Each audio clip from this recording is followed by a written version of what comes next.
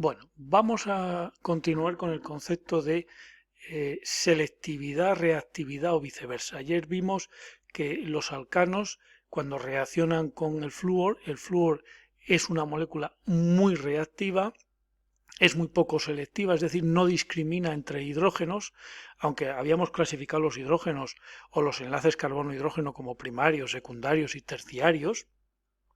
Pues el flúor es tan reactivo que no discrimina, entonces ataca a los hidrógenos de manera estadística. ¿De acuerdo?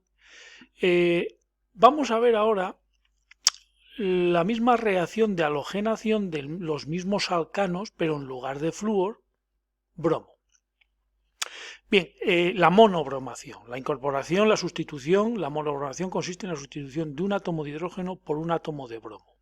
Ya sabemos que son reacciones radicalarias, ya sabemos que mediante un fotón o mediante calor se generan los radicales y se produce la halogenación.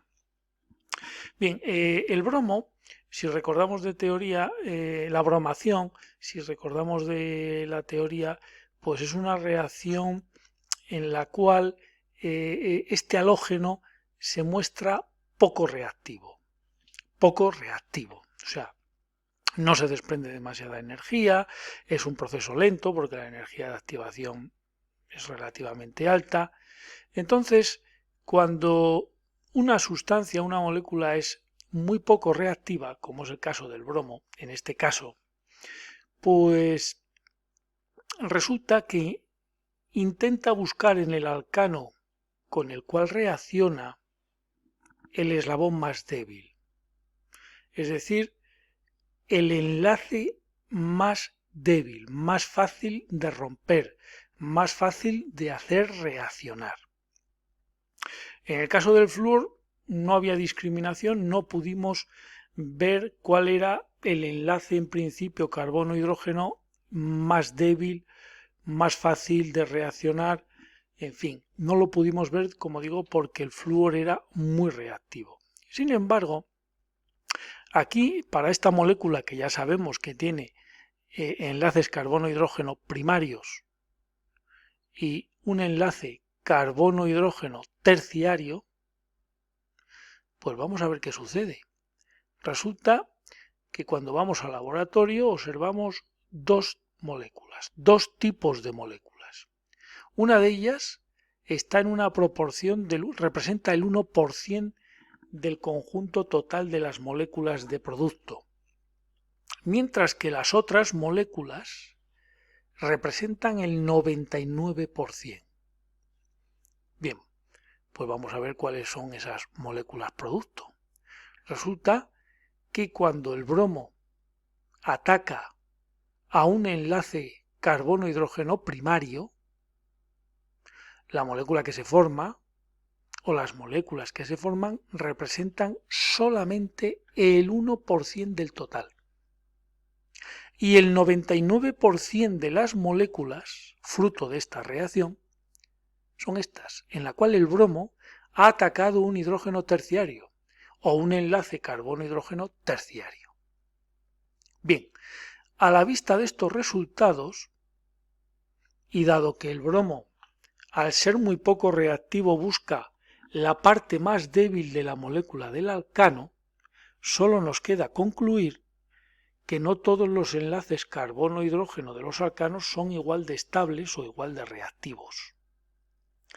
Vemos, por ejemplo, que si el bromo prefiere atacar, dada su escasa reactividad, si el bromo, como vemos, tiene una gran preferencia por el ataque o por la reacción con el enlace carbono-hidrógeno terciario, quiere decir que este enlace es el más reactivo.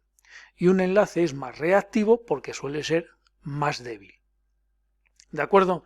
Así que ya sabemos que en un alcano, en principio, los hidrógenos o los enlaces carbono-hidrógeno terciarios son los más reactivos o los más inestables, luego los secundarios y finalmente los primarios. Esos son los más estables. ¿De acuerdo?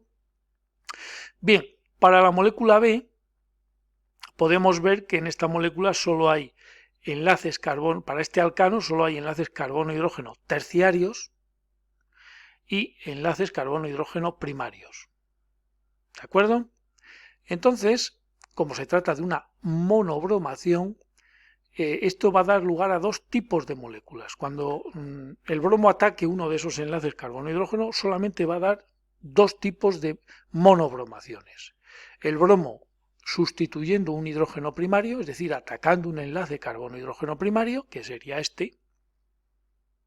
Da igual el metilo en el que coloquéis el bromo, sería la misma molécula, que representa pues aproximadamente el 1%. ¿De acuerdo? Mientras que cuando el bromo ataca a uno de los hidrógenos terciarios, es decir, a un enlace carbono-hidrógeno terciario, entonces el bromo ocupa esa posición, pues las moléculas en las cuales el bromo ha ocupado ese hidrógeno terciario representa el 99% del total de todas las moléculas que se producen, el 99% son con el bromo en una posición terciaria. ¿De acuerdo? Este experimento sigue corroborando lo mismo que habíamos dicho para el de arriba. O sea, parece ser que los enlaces carbono-hidrógeno terciarios son mucho más reactivos que los primarios. Bueno, y por último, tenemos la molécula C, pues tenemos de nuevo el bromo.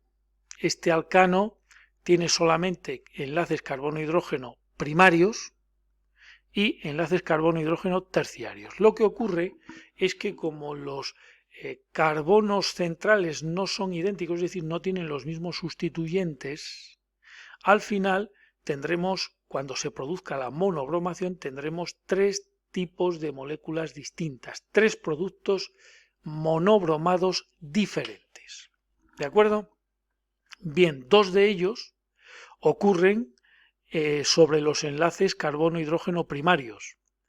Si el bromo ataca un enlace carbono-hidrógeno primario de este carbono central izquierdo, pues se producirá esta molécula. Si ataca el enlace carbono-hidrógeno primario del carbono central derecho, pues entonces tendríamos esta molécula. Tanto esta como esta representan monobromaciones en los enlaces carbono-hidrógeno primarios. ¿De acuerdo? Que los enlaces carbono-hidrógeno, como son los más estables, los menos reactivos, pues aproximadamente podemos considerar que la suma de estos productos monobromados en posiciones primarias, la suma de ambos, no vamos a entrar en si hay más de uno que de otro, es decir, la suma de ambos representa aproximadamente el 1%. ¿De acuerdo? Y fijaros, la molécula producto, la monobromación producto cuando el bromo ataca un carbono-hidrógeno, un enlace carbono-hidrógeno terciario, el producto que se forma representa el 99% de todas las moléculas. De nuevo, este hecho experimental vuelve a corroborar la idea de que no todos los enlaces carbono-hidrógeno son igual de reactivos o son igual de estables y que gracias al hecho de que el bromo es muy poco reactivo, que le cuesta reaccionar, él discrimina, es muy selectivo ya que busca la parte más débil de la molécula del alcano. Y está claro con estos tres experimentos que la parte más débil de un alcano es el enlace carbono-hidrógeno de carácter terciario.